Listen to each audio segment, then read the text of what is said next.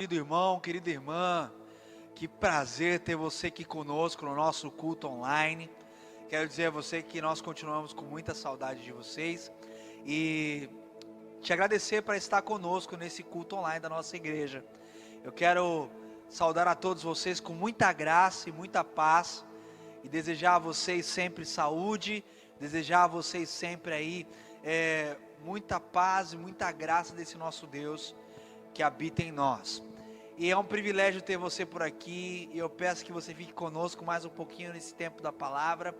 E eu quero lembrar você, se os nossos cultos têm sido bênção na sua vida, compartilhe esses cultos com outras pessoas, compartilhe esses cultos com o link desses cultos para outras pessoas. Seja você um missionário, evangelista digital, enviando essas palavras, esses cultos a outras pessoas. E você que já está aqui conosco, não se esqueça de dar o nosso like aí, o joinha, comentar aí nos comentários o que você achou, como que você tá. Fique à vontade para usar esse canal aí da comunicação do YouTube. Eu quero hoje continuar da sequência nesse domingo, na nossa temática Bem-aventurados. E hoje nós vamos falar sobre os inimigos das bem-aventuranças, ou os inimigos da felicidade. E eu quero convidar você que está aí nos assistindo a abrir sua Bíblia ou seu smartphone, onde você tiver acesso à palavra do Senhor, no livro de Salmo, capítulo 18, verso de número 17. Eu vou repetir, Salmo 18, verso de número 17. Conforme você for abrindo, você for encontrando aí na sua Bíblia ou no seu smartphone, eu peço que você leia comigo, independente de como esteja aí a sua versão no seu celular ou na sua Bíblia, para que a gente possa ler juntos. Mesmo distante que estamos, vamos fazer a leitura juntos aí, ok? Em voz audível. Vamos lá? Livrou-me de forte inimigo e dos que me aborreciam, pois eram mais poderosos do que eu. Vamos ler novamente esse Salmo de número 18, verso 17. Livrou-me do forte inimigo e dos que me aborreciam, pois eram mais poderosos do que eu. Amém? Feche os seus olhos onde você estiver. Vamos ter uma palavra de oração. Abba, querido, nós queremos te agradecer por mais um culto. Queremos te agradecer por mais um dia de vida. Queremos te agradecer pela tua infinita graça, pelo teu infinito amor e pelo teu favor sobre nós. Ó Pai, nós sabemos, ó Deus, que tem sido difícil esse tempo de quarentena, esse tempo de pandemia, na qual nós estamos como igreja distantes uns dos outros, mas pelo teu poder e pelo teu Espírito nós continuamos ainda juntos. Pai, no mesmo Espírito, numa mesma fé, no mesmo só Deus, Pai, numa mesma comunhão com esse Espírito poderoso e pela Tua Palavra. E nós pedimos, ó Deus, que a Tua Palavra seja rema, Teu Espírito venha falar conosco, Teu Espírito venha trazer direção, venha trazer entendimento e revelação. Pai, dependemos, ó Pai, que o Teu Espírito ministre conosco, ministre em nós. E nós pedimos, Pai, que aonde esse meu irmão, aonde essa minha irmã estiver, que ele possa ser impactado pelo poder do Teu Espírito. Em nome de Jesus Cristo. Amém. Amém. Meu querido e minha querida, existe um pensamento antigo que diz o seguinte, esse pensamento antigo: prefiro um inimigo declarado do que um inimigo disfarçado. Há um ditado antigo que diz que prefiro um inimigo declarado do que um inimigo disfarçado. E meu irmão, minha irmã, eu quero começar a introdução dessa nossa reflexão dizendo que ser feliz não é ter uma vida isenta de perdas. Todo mundo que é feliz, todo mundo que quer ser feliz, não está isento de perdas, não está isento de frustrações. Meu irmão, minha irmã, ser feliz é aprender a ser alegre, mesmo que a gente venha chorar. Meu irmão, minha irmã, ser feliz é viver intensamente, mesmo que em meio a dificuldades. Ser feliz, meu irmão, minha irmã, é nunca deixar de sonhar, mesmo se nós tivermos pesadelos. Meu irmão, minha irmã, ser feliz é aprender a conversar com Deus e a conversar consigo mesmo, ainda que a solidão te cerque. Talvez, meu irmão, minha irmã, você que nos ouve aí nesse tempo de quarentena, você está longe dos seus amigos, longe dos seus parentes, você está longe das pessoas que você ama. E eu quero dizer para você que ser feliz é aprender que nesse tempo de distanciamento, nesse tempo talvez até de isolamento, talvez que você esteja isolado de outras pessoas, é aprender a ser feliz conversando com Deus e consigo mesmo, com a sua consciência. Meu irmão, minha irmã, porque é de fato que a vida nossa, a nossa vida tem muitos desabores. A nossa vida, meu irmão, tem muitos impasses. A nossa vida, meu irmão, minha irmã, tem muitos obstáculos. Sabe, meu irmão, minha irmã, e de certa forma, tudo isso que eu falei são os inimigos que nos impedem de avançar para uma vida bem-aventurada. Sabe, meu irmão, minha irmã, como nós já falamos há um tempo atrás, a felicidade ela pode ser um estado de espírito. E eu quero aqui dizer para você que o ser humano ele foi criado corpo, alma e espírito. O ser humano foi criado por Deus corpo, alma e espírito. E aonde é que nós sentimos a felicidade? Aonde nós sentimos o contentamento? Nós sentimos isso no nosso espírito e na nossa alma. Sabe, meu irmão, minha irmã, então como nós já falamos, a felicidade pode ser um estado de espírito, um estado de ser. E quando o nosso espírito e todo o nosso ser são impactados de uma forma negativa, são impactados negativamente, meu irmão, minha irmã, nós somos abalados, nós somos feridos, nós somos desestruturados. E aí, meu irmão, minha irmã, a infelicidade ela surge. Toda vez que as coisas negativas acontecem conosco, todas as vezes que as frustrações nos alcançam, nós somos feridos e desestruturados emocionalmente, no nosso espírito e na nossa alma. Então, meu irmão, minha irmã, quando nós somos desestruturados dessa forma, a infelicidade ela nos alcança. Porque a vida, meu irmão, meu querido e minha querida, nem sempre se trata daquilo que a gente deseja. A vida nem sempre se trata do que nós desejamos, meu irmão, minha irmã. O mundo é injusto, nós sabemos que o mundo é injusto.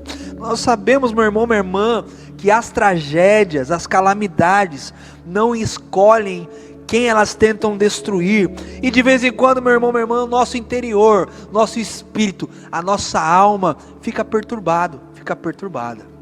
Sabe, meu irmão, minha irmã, nem todas as pessoas que vivem no estado de espírito perturbado são responsáveis por isso, são responsáveis pelas causas dessa perturbação.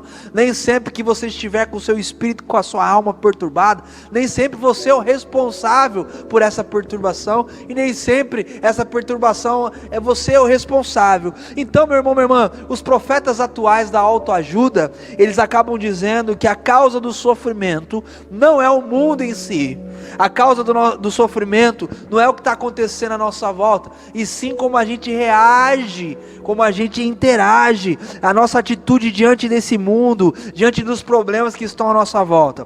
Mas o estado de espírito, meu irmão, minha irmã, tem diversas causas, E no salmo que nós lemos, falando agora propriamente da Bíblia, do trecho que nós lemos, é um salmo que é atribuído para Davi, é um salmo atribuído que foi Davi que escreveu, atribuído a Davi que escreveu. E ele faz, Davi nesse salmo, ele faz uma referência do livramento que o Senhor deu a ele, de todos os seus inimigos, inclusive das mãos de Saul. Saul era o rei anterior de Davi, e ficou sabendo que Davi foi ungido a rei, e descobriu que ele o sucederia no trono de Israel. Então Saul passa a persegui-lo, passa a querer matá-lo, a destruí-lo. Sabe, meu irmão, minha irmã, isso se encontra lá em 2 Samuel capítulo 22, do verso 1 ao verso 51. Mas o que salta aos meus olhos nesse versículo é que Davi escreve que é Deus, repita comigo na sua casa, é Deus quem nos livra dos nossos inimigos. É só Deus, meu irmão, minha irmã, que pode nos livrar das garras, das mãos dos nossos inimigos. Porque às vezes os nossos inimigos são mais fortes do que nós, parecem ser mais fortes, ou às vezes eles são mais fortes do que nós. E todos os nossos inimigos, quem nos livra é o próprio Deus. É muito claro que Davi tinha os seus inimigos externos, inimigos da sua coroa, inimigos do seu reinado. Talvez você também tenha muitos inimigos externos, meu irmão, minha irmã. Talvez você tenha aí muitas pessoas que não gostam de você, mas não é sobre isso que eu quero falar essa noite. Eu quero me ater, quero me concentrar hoje e a falar essa noite sobre os inimigos de uma vida, da sua vida bem-aventurada, ou de uma vida bem-aventurada, ou de uma vida feliz. Eu não quero falar daquelas pessoas que não gostam de você, porque a nossa luta não é contra a carne ou sangue, não é contra as pessoas. Meu irmão, minha irmã, a nossa luta, ela de certa forma é espiritual, mas também a nossa luta também é interna. Então, além dos inimigos espirituais, nós temos inimigos internos. E esses inimigos internos são inimigos de uma vida bem-aventurada. São inimigos de uma vida bem-aventurada. Meu irmão, minha irmã, então aqui eu não estou mencionando os inimigos espirituais como o diabo, como Satanás e seus demônios. Não estou mencionando eles. Sabe, meu irmão, minha irmã, porque eles já foram vencidos por Jesus Cristo numa cruz. Satanás e seus demônios, é isso mesmo que você ouviu, já foram vencidos por Jesus Cristo numa cruz. E se você duvida do que eu estou falando, se você não acredita no que eu estou falando, você pode confirmar isso nos textos de 1 João capítulo 5, verso 18, 1 João capítulo 3, verso 8, e Colossenses capítulo 2, verso 15, meu irmão, minha irmã. Quem tem uma vida bem-aventurada pode se apropriar da vitória de Jesus Cristo na cruz. Jesus Cristo já venceu os inimigos espirituais. E nós temos que ser nele mais que vencedores. Por isso, meu irmão, minha irmã, não quero me ater aos inimigos espirituais, mas quero me ater aos inimigos interiores, que atrapalham nós de sermos felizes, de termos uma vida bem-aventurada. Esses inimigos, eles estão dentro de nós, estão internamente em nós. Eles estão no nosso espírito e na nossa alma, nos atrapalhando de sermos felizes e bem-aventurados. Eu quero falar aqui então sobre esses inimigos, e eu quero tentar ser o mais breve possível, e peço que você me empreste bastante a sua atenção nesse tempo. Então, o primeiro inimigo que eu quero compartilhar com vocês essa noite é sobre o inimigo chamado cobrança em excesso. E esse primeiro inimigo da vida bem-aventurada, de uma vida feliz, ele é uma cobrança que nós fazemos a nós mesmos, uma cobrança em excesso, a nós mesmos que nós fazemos e também a outros. E a essa cobrança em excesso que nós fazemos a nós mesmos e a outros, nós chamamos de perfeccionismo. E tem uma outra forma de cobrança em excesso, que é um excesso de responsabilidade, de solicitações, que nos conduz a uma ocupação, a determinada ocupação. Sabe, meu irmão, minha irmã, a essa cobrança nós chamamos de ativismo. Então a cobrança em excesso, em primeiro lugar, ela vem como uma espécie de perfeccionismo, e em segundo lugar, ela vem como uma espécie de ativismo. Então o primeiro desses, o perfeccionismo, é o excesso que nos faz carregar uma constante sensação de que não somos bons o suficientes e que ninguém também é bom o suficiente. O segundo, que é o ativismo, vem com a constante sensação de que ainda não cumprimos todas as nossas obrigações, ou que não cumprimos essas obrigações num padrão de qualidade que a gente gostaria. Então, meu irmão, minha irmã, como eu e você, nós desempenhamos diferentes papéis na nossa vida e na sociedade, porque nós desempenhamos um papel na família, desempenhamos um papel profissional, como cidadãos, como cristãos. Nós acabamos assumindo compromissos demais, excessos de compromisso, e nós acabamos passando a ter medo de compromisso, de responsabilidade, e a gente passa aderindo a esses excessos de compromisso, mais do que nós somos capazes de suportar, de cumprir adequadamente. E o resultado de tudo isso é que a gente onera uma boa parte da nossa saúde emocional, da nossa saúde física e da nossa saúde espiritual. E não só isso, meu irmão, minha irmã, essas cobranças nos fazem conviver também com um excesso de suposições. A gente fica fazendo suposição para tudo quanto é lado, lado, imaginando suposição para tudo quanto é lado, e aí a nossa mente fica repleta de sis, né? É uma multidão de si que são responsáveis pela nossa preocupação. Quero te dar um exemplo. A gente fica com tanto si que a gente fica assim: e se o exame der positivo? E se eu for cortado esse mês do trabalho? E se eu não alcançar as minhas metas? E se o ônibus atrasar? E aí a gente fica preocupado, esses sis vão gerando em nós preocupações.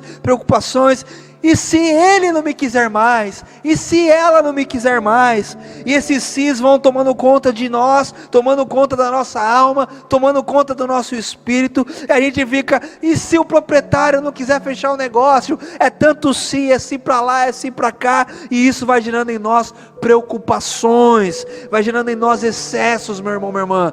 E eu lembro que minha mãe dizia que tudo que é demais é excesso, e o excesso não é bom para a saúde, meu irmão, minha irmã. Mas o apóstolo Pedro também, em sua primeira carta, e ele escreve no capítulo 4, no verso 4, que nos excessos existe devassidão. Então o primeiro inimigo da felicidade, meu irmão, minha irmã, meu querido e minha querida que me ouve, é os excessos, ou preocupações excessivas. O segundo inimigo da felicidade de uma vida bem-aventurada é a ansiedade. A ansiedade, meu irmão, minha irmã. Porque uma vida bem-aventurada é como um bolo que deve ser saboreado aos pedaços, aos pequenos pedaços. Já pensou? Pensa num bolo que você mais gosta, e pensa você tentando comer esse bolo de uma vez só. Não dá, meu irmão, minha irmã. Um bolo nós temos que saborear ele aos pequenos pedaços. Eu sei que por mais que a gente goste de um bolo e dê vontade de comer ele todo de uma vez, a melhor forma de nós comermos um bolo é saboreando ele aos pedaços, aos pequenos pedaços. Só que, meu irmão, minha irmã, muitas pessoas, se forem descrever o seu estado emocional, o seu estado de espírito, o estado da sua alma, vão dizer de uma forma comum e geral que o seu estado de espírito está preocupado, que o seu estado de espírito, a sua alma está angustiada, a sua alma está ansiosa, o seu espírito está ansioso, o seu interior está ansioso. A ansiedade tem pegado pessoas de uma forma geral nesse século. Em outras palavras, meu irmão, minha irmã, um estado de espírito ansioso é um estado de espírito perturbado e insatisfeito. A ansiedade, meu irmão, minha irmã, ela faz isso conosco, e muitos estão sofrendo com isso, e muitos estão conscientes de que são ansiosos, outros nem se dão conta que estão ansiosos, e outros se pegam surpresos por se depararem ansiosos de certa forma. E a ansiedade é algo comum nas nossas vidas. Eu costumo dizer, eu aprendi que a ansiedade é igual a radioatividade. Nós todos temos no nosso corpo um certo grau de radioatividade, mas o excesso dessa radioatividade é prejudicial. A ansiedade da mesma forma, nós temos uma certa carga emocional de ansiedade, mas a ansiedade no nosso emocional, de uma forma demasiada, ela vai gerar em nós muitos prejuízos, meu irmão, minha irmã. O próprio Jesus disse isso, que nós podemos ter ansiedade, mas não podemos andar ansiosos. Você vai ver que esse foi um problema alertado por Jesus. Eu imagino que Jesus, como se fez carne, ele sentiu essa ansiedade, ele sentiu isso nele. Sabe, meu irmão, por isso que ele alertou lá em Mateus capítulo 6, verso 25, que não devemos andar ansiosos pelas coisas dessa vida. Meu irmão, minha irmã, ouça o que o Senhor Jesus te diz essa noite: não ande ansioso, não ande ansiosa pelas coisas dessa vida. E o próprio apóstolo Paulo também falou isso, para que nós não venhamos, lá em Filipenses capítulo 4, verso 6, não venhamos a andar ansiosos por coisa alguma. Então o problema não é você ter ansiedade, o problema é você andar e viver ansioso, ansiosa. Meu irmão, minha irmã, o problema não é a ansiedade em si, mas sim andar ansioso, porque a ansiedade ela pode roubar a felicidade da sua vida. A ansiedade pode roubar uma vida bem-aventurada de você, meu irmão, minha irmã. O terceiro inimigo então interno que nós temos, além das preocupações excessivas e além da ansiedade, o terceiro é a falta de perdão. Sabe, meu irmão, uma pessoa que não perdoa não tem como ser feliz. Uma pessoa que não perdoa não consegue ser feliz. O perdão, meu irmão, minha irmã, é um tema dos mais sensíveis abordado nas Escrituras, na Bíblia. Uma vez que não somos pessoas totalmente perfeitas, mas estamos caminhando para a perfeição, para a estatura de Cristo. E uma vez que nós não lidamos com pessoas perfeitas, mas pessoas que estão também aprendendo, muitas vezes até com seus erros. Meu irmão, minha irmã, eu quero dizer para você, o perdão não deve causar em nós estranheza. Pelo contrário, muitas vezes nós entendemos que as pessoas não se dão bem, nós entendemos que as pessoas têm dificuldade de comunicação, não se entendem. Por isso, meu irmão, minha irmã, que às vezes nós temos queixas uns dos outros, mas a questão não é se devemos perdoar. A Bíblia deixa clara, a Bíblia deixa muito explícito para nós, que nós devemos perdoar, pois isso o perdão ele requer na convivência humana. Sem perdão não existe convivência humana, meu irmão, minha irmã. E também o perdão é um princípio bíblico que não tem como a gente fugir dele. A questão é, até onde podemos ir?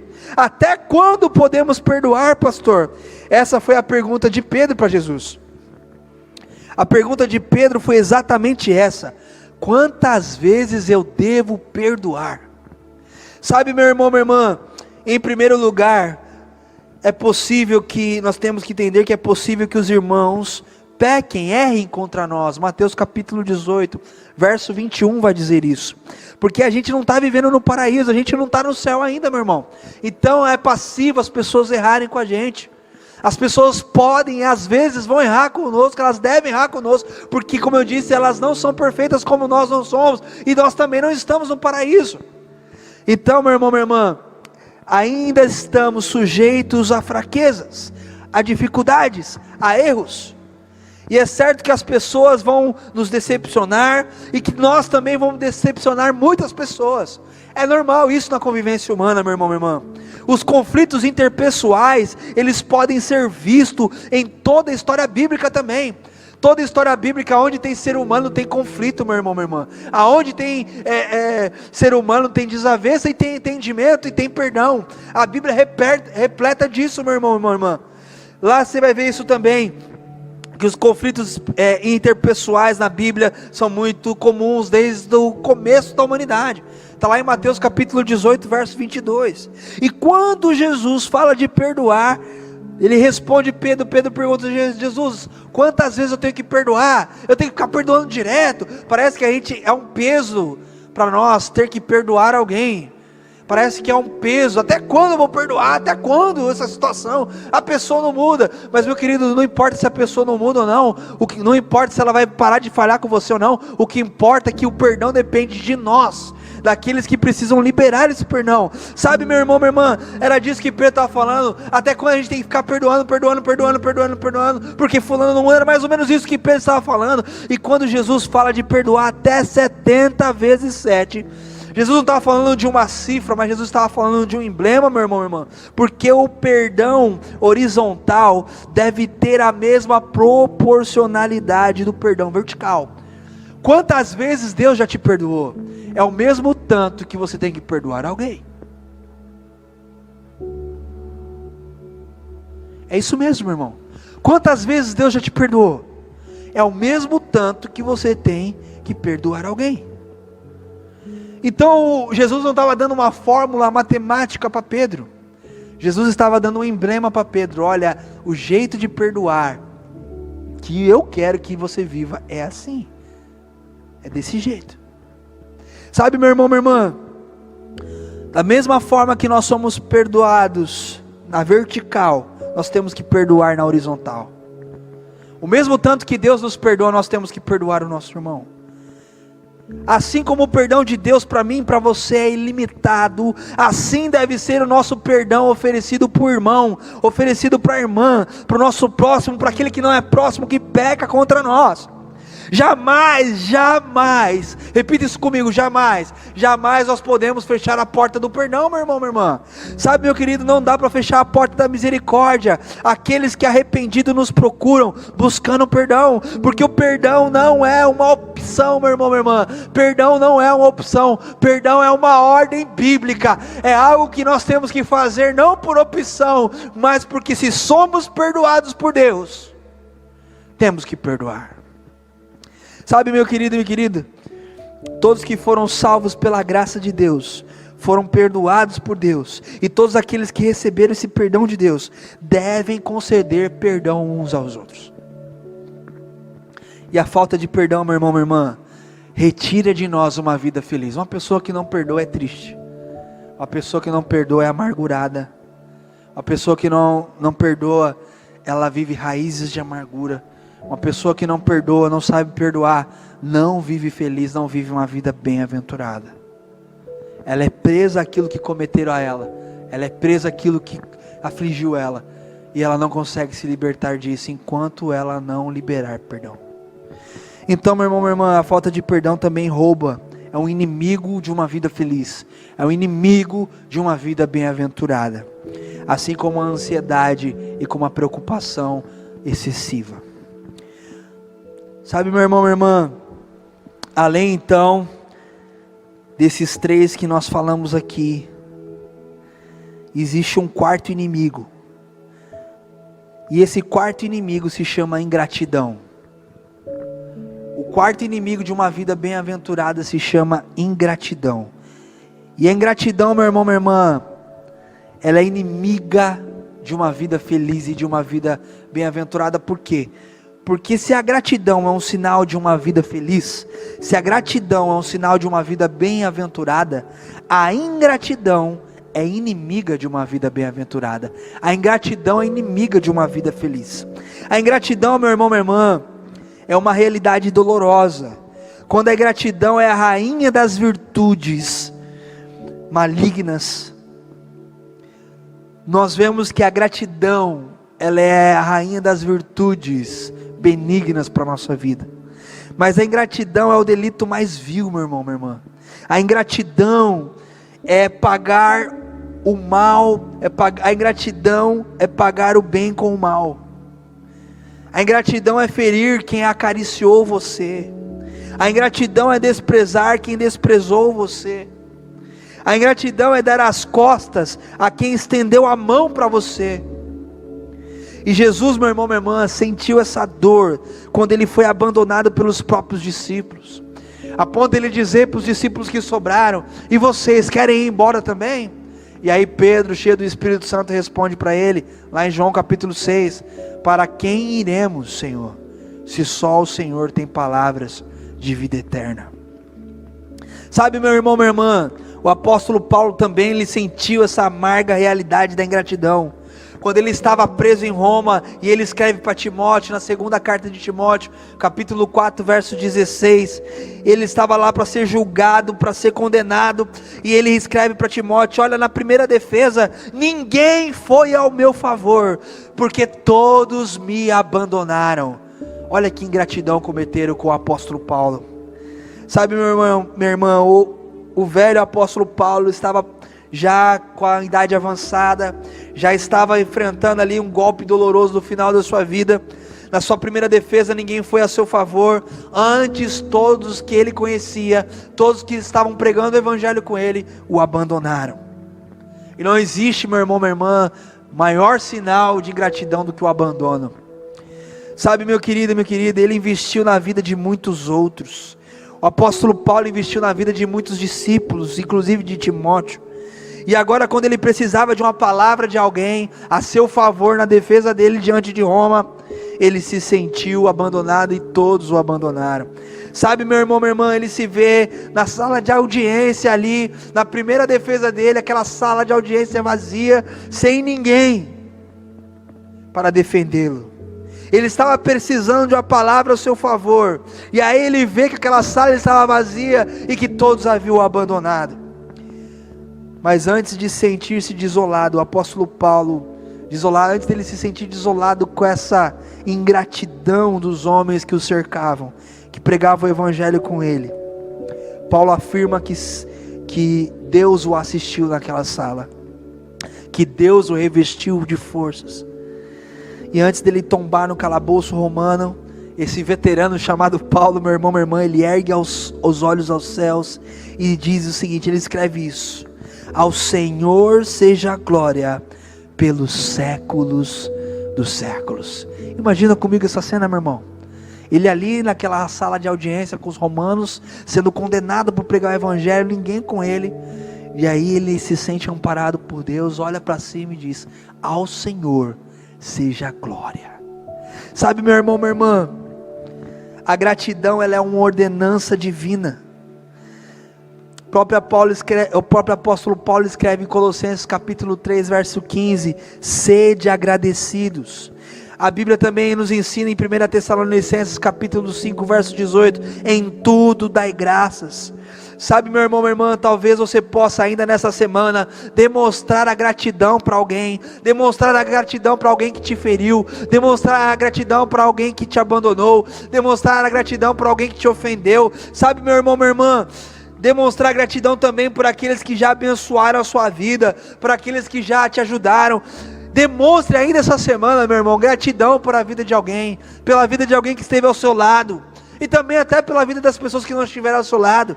Meu irmão, talvez você possa falar para essas pessoas palavras consoladoras, não pagando a elas o mal com o mal, mas pagando o mal com o bem. Meu irmão, minha irmã, diga palavras consoladoras a quem já encorajou você nos vales difíceis da sua vida. Talvez você possa procurar alguém que já foi ferido pela ingratidão e trazer para essa pessoa também de novo, trazer um alento novo para a vida dela, para que ela possa se sentir confortada, consolada em Deus. Meu irmão, minha irmã, se a ingratidão é uma realidade dolorosa, que você possa viver a gratidão como uma cura milagrosa. Sabe, meu irmão, minha irmã, eu sempre conversei isso muito com a pastora Thaís. A gente tem o costume de sempre lembrar da pedra que nos tacaram, ou de quando fizeram alguma coisa ruim conosco. Mas nós temos muita dificuldade de lembrar daquilo de bom que foi feito para nós, porque aquilo que foi feito de ruim para nós, nós sempre trazemos na memória. Mas talvez uma pessoa possa ter feito 1000 coisas boas para você, mas você vai lembrar daquela coisa errada que ela fez, e as 1000 você vai acabar esquecendo. Sabe, meu querido, tem um ditado árabe que fala sobre isso, que aquilo que a gente faz de bom é escrito na areia, e aquilo que a gente faz de errado, de mal para alguém, é escrito na pedra. Essa pessoa escreve na pedra, escreve o que é de bom é escrito na areia, aí o vento vem e leva e ninguém lembra. Mas o que é escrito na pedra, toda vez que olhar para a pedra, vai estar escrito lá, porque o vento não leva. Sabe, meu querido, minha querida, a gente precisa ser grato, porque com certeza, as pessoas que moram com você, as pessoas que estão te cercando, que querem o seu bem, podem ter feito alguma coisa errada com você, mas elas fizeram 1000 coisas boas, e que você possa ser grato pelas 1000, e perdoar as coisas erradas que foram feitas a você, porque só assim, meu irmão, minha irmã, nós vamos viver uma vida bem-aventurada, exercendo o perdão e a gratidão. E por último, meu irmão, minha irmã, e não menos importante, a comparação. Então, além da preocupação em excesso, além da ansiedade, além de todos que nós falamos aqui, eu quero falar do último inimigo de uma vida feliz, de uma vida bem-aventurada, que é a comparação. E nesse ponto em específico, eu quero ler um versículo do apóstolo Paulo, na carta de 2 Coríntios, capítulo 10, verso 12. Se você tiver com a sua Bíblia aí, eu quero convidar você a abrir e ler comigo, juntamente comigo. 2 Coríntios 10, verso 12. Na minha versão diz assim: porque não ousamos classificar-nos ou comparar-nos com alguns que se louvam a si mesmos, mas eles, medindo-se consigo mesmos e comparando-se consigo mesmos, revelam insensatez. Meu irmão, minha irmã, eu quero começar dizendo que a comparação é uma grande inimiga da felicidade. A comparação é uma grande inimiga da felicidade. Sem contar que a comparação ela vai gerar competitividade. A comparação ela é terrível, meu irmão, minha irmã. é um inimigo interno que nós temos que lutar, porque nós temos a tendência de comparar tudo. A grama do vizinho é sempre mais verde que a nossa, a mulher do vizinho é melhor do que a nossa, o esposo do vizinho é melhor do que o meu, o filho do vizinho é mais educado que o meu. A gente tem essa tendência maligna dentro de nós, de compararmos, e isso não é obra do diabo, isso é obra da nossa carne, meu irmão, minha irmã. Sabe, meu querido, minha querida, a comparação, ela gera competição. Quando você compara uma coisa com a outra, uma igreja com outra, um pastor com outro, um líder com outro, uma casa com a outra, uma família com a outra, isso gera dentro de nós competitividade. Sabe, meu querido, a única coisa que a comparação dá para nós é competitividade, é competição. Por quê? Porque Deus nos criou não para nos compararmos. Deus não criou você, Deus não me criou para se comparar com ninguém. Essa tarefa de se comparar foi dada a Satanás que se comparou com Deus, e a gente sabe o que aconteceu com ele, meu irmão, minha irmã. Então, primeiro ele quis se comparar com Deus, segundo ele quis fazer Adão e Eva se compararem com Deus, e a gente sabe com a mentira que ele fez com Adão e Eva. Olha, vocês não querem ser iguais a Deus, mas eles mal sabiam que eles já eram a imagem e semelhança de Deus, eles já tinham sido criados à imagem. Então Satanás enganou eles com algo que eles já tinham, gerando deles uma comparação, gerando deles um olhar diferente para com Deus. Então, meu irmão, minha irmã, preste bem atenção, nós sabemos qual foi o resultado com Adão e Eva em relação à comparação. Sabe, meu irmão, a comparação na verdade é a inveja que vem sabotar uma vida bem-aventurada. Todo tipo de comparação é a inveja que está dentro de nós, que vem sabotar a vida de Deus que está dentro de nós, uma vida feliz que está dentro de nós. Deus não nos convida a comparar a nossa vida com ninguém, meu irmão, minha irmã. Eu vou repetir isso. Deus não nos convida a comparar a nossa vida com a vida de ninguém. Mas Deus nos convida, preste bem atenção, Deus não nos convida para comparar, mas Deus nos convida para imitar a vida de seu Filho Jesus Cristo. Sabe, meu irmão, minha irmã, Deus não convida ninguém a se comparar, mas Deus convida as pessoas a imitar, e não imitar qualquer pessoa, a imitar seu Filho Jesus Cristo. E tem muitas pessoas, preste bem atenção no que eu vou te dizer, que isso é muito importante.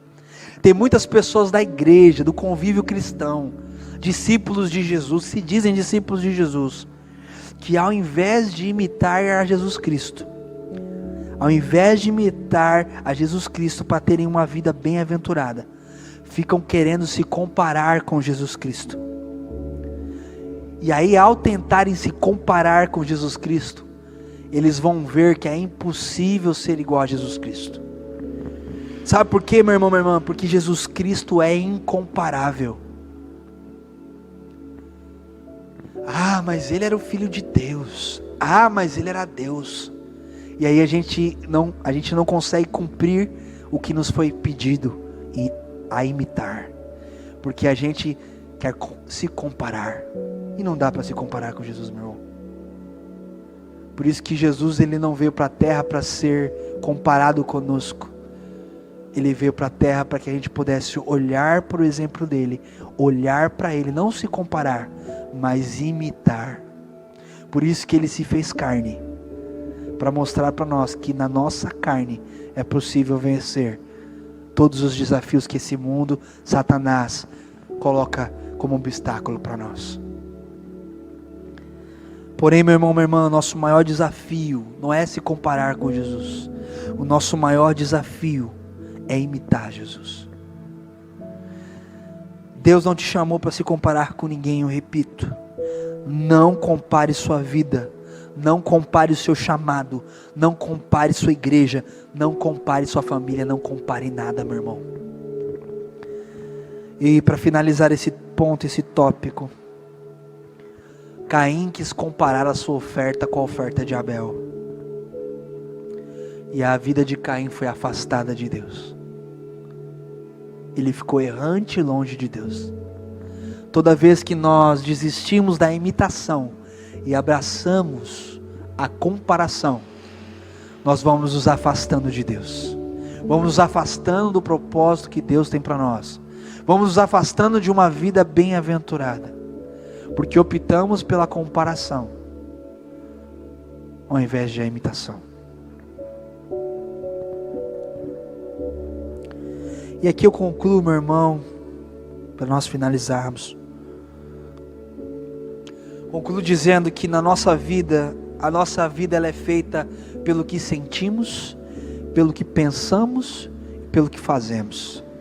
A nossa vida é feita pelo que sentimos, pelo que pensamos e pelo que fazemos. E se o que sentimos, se o que pensamos e se o que fazemos for bem-aventurado, meu irmão, minha irmã, nós vamos ter uma vida bem-aventurada. Sabe, meu irmão, minha irmã, ser bem-aventurado não é ter uma vida totalmente perfeita, mas é caminhar em perfeição, à plenitude da estatura de Cristo. Ser bem-aventurado é reconhecer que vale a pena viver com Cristo, apesar de todos os desafios que nós passamos, apesar das perdas que nós vivemos e das frustrações que nós enfrentamos. Ser bem-aventurado, meu irmão, minha irmã, é deixar de ser vítima dos problemas e se tornar, juntamente com Cristo, um protagonista da nossa história. Sabe, meu irmão, minha irmã, por dentro de nós existem inimigos ocultos. Como eu disse no início dessa reflexão, eu prefiro um inimigo declarado, a frase diz isso, prefiro um inimigo declarado do que um inimigo disfarçado. E aí eu quero dizer para você, meu irmão, minha irmã, que o diabo e os seus demônios já são inimigos declarados da nossa vida abundante. Mas, meu irmão, minha irmã, escute bem, nossa cobrança excessiva, nossa preocupação excessiva, nossa ansiedade, nossa falta de perdão, nossa ingratidão e nossa comparação, muitas vezes estão dentro de nós velados, muitas vezes está dentro de você disfarçado. Sabe, meu irmão, minha irmã, muitas vezes essa cobrança excessiva, essa ansiedade, essa falta de perdão, essa ingratidão e essa comparação estão dentro de cada um de nós, sendo alimentados pelo nosso orgulho, sendo alimentados pelo nosso ego, sendo alimentados pelo nosso medo, sendo alimentados pela nossa soberba, e a gente não percebe porque eles estão disfarçados. Meu irmão, minha irmã, que assim como Deus deu livramento a Davi dos seus inimigos externos, que Deus hoje, meu irmão, minha irmã, nos dê livramento a mim e a você dos nossos inimigos internos. Esses inimigos que estão perturbando a nossa alma, esses inimigos que estão perturbando o nosso espírito. Que você seja, meu irmão, minha irmã, que você não seja o seu maior inimigo, e nem inimigo da vida de Deus que está dentro de você. Eu quero repetir isso, que você não seja o seu maior inimigo, e nem inimigo da vida de Deus que está dentro de você. Sabe, meu irmão, minha irmã, eu quero te dar um conselho aqui. A Bíblia fala, o mundo fala que se conselho fosse bom, a gente não dava, a gente venderia. Mas a Bíblia fala que na multidão dos conselhos a sabedoria. Então eu prefiro ficar com a Bíblia. Quero deixar um conselho aqui para você, meu irmão, minha irmã, nesse dia. Não se sabote. Esse é o meu conselho. Não venha pôr a perder a vida de Deus dentro de você. Não se sabote. Permita que essa vida que está dentro de você, através do Espírito Santo, te transforme. Não se sabote, se transforme. Será que você pode repetir isso comigo aí onde você está? Eu não devo me sabotar, mas devo me transformar. Eu não devo me sabotar, mas devo me transformar. Sabe, meu irmão, minha irmã, por que eu estou dizendo isso? Quando Paulo nos dá uma ordem lá em Romanos capítulo 2, transformai-vos. Transformai-vos. Isso significa que é nós que temos que transformar a nós mesmos. É nós que temos que cuidar de lidar com os excessos. É nós que temos que lidar com a ingratidão. É nós que temos que lidar com a comparação. E assim nós vamos nos transformando. Não é Jesus que vai fazer isso por nós, meu irmão, minha irmã. É nós que temos que lutar contra esses inimigos. Não é Jesus que vai fazer isso por nós. Sabe, meu querido e minha querida, em Cristo Jesus, Deus já nos deu tudo. Porque tem muitas coisas ainda dentro de nós, que não é Jesus que vai vencer por nós, não é Jesus que vai fazer por nós, não é Jesus que vai fazer por você. Tem muita coisa que está em você, que é você que precisa vencer, é você que precisa se transformar, meu irmão, renovando a sua mente. Sabe, meu querido, minha querida, eu quero te dar um exemplo. Existem muitas coisas, mas uma delas, por exemplo, é crer. Você acha que Jesus vai crer por você? Sabe, meu Jesus não vai crer por nós. Ou nós cremos nessa vida bem-aventurada, e se nós não cremos, nós não vamos viver essa vida bem-aventurada. Ou nós cremos nessa vida bem-aventurada, ou nós não a viveremos. Então, meu irmão, minha irmã, esses inimigos não são espirituais, são inimigos internos, que nós temos que decidir mudar a nossa mentalidade em relação a eles, mudar a nossa conduta em relação a eles. É nós que vamos decidir isso, meu irmão, minha irmã. Você quer uma vida bem-aventurada? Você quer uma vida feliz? Então, meu irmão, minha irmã, fica aqui, não se sabote, se transforme. Sabe, meu irmão, minha irmã,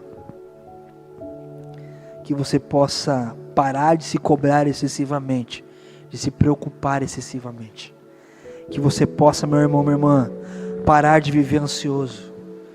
Que você possa parar de segurar o perdão e comece a liberar perdão. E que você possa, meu irmão, minha irmã, parar de ser ingrato e parar de se comparar. Não tenho dúvida nenhuma, meu irmão, minha irmã, que vencendo isso, a sua vida será uma vida abundante. Não tenho dúvida que vencendo isso, a sua vida será bem-aventurada. Que Deus nos abençoe. Eu quero orar com você para encerrarmos. Feche os seus olhos. Aonde você estiver na sua casa, feche os seus olhos. Pai amado, Pai querido, em nome de Jesus, nós queremos agradecer ao Senhor por essa palavra. E sabemos, ó Deus, que é o Senhor que dá a nós recursos para vencer os nossos adversários. E existem adversários, ó Pai, que o Senhor já venceu na cruz por nós. Mas ainda existem inimigos, ó Deus, dentro de nós, na nossa consciência, na nossa alma, no nosso espírito, que tem nos afligido de experimentarmos uma vida abundante, uma vida bem-aventurada. E eu oro, Senhor, que nós possamos, ó Pai, pela força do Teu poder, fazer cair, ó Pai, por terra esses inimigos do nosso interior.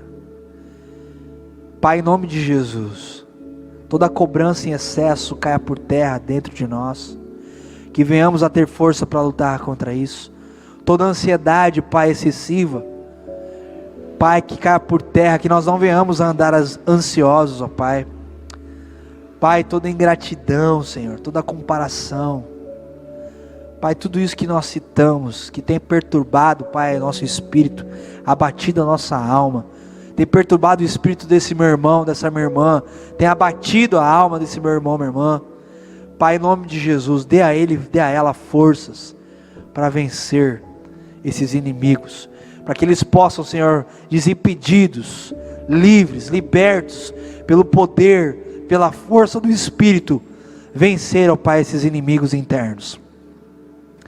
Pai, dê a eles coragem de lutar contra isso.